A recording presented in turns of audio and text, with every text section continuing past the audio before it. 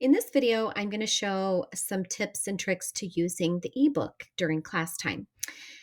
Within MindTap, there are two versions of the ebook. The first one is over here on the right-hand side, and this is basically just a PDF digital version of the hard copy of the book.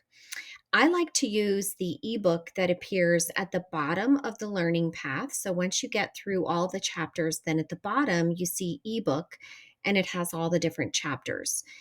So I like using this version of the ebook because it's the interactive version. So if you want to do a listening activity in class, it has the audio right there that's clickable.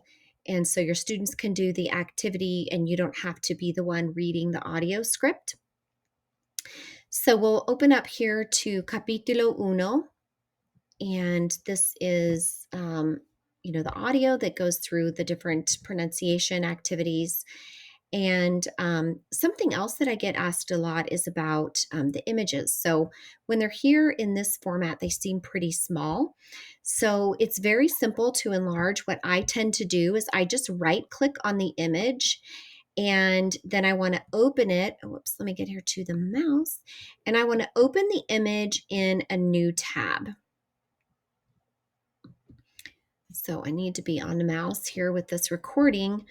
Well, there it's opening in it's saying enlarged image here. But so once it opens here as the enlarged image, then I believe you can drag it out and make it bigger.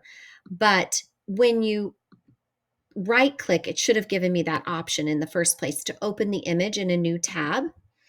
And then you have the image in a new tab and you can just make it bigger on a PC by Control plus plus plus, and that makes it bigger.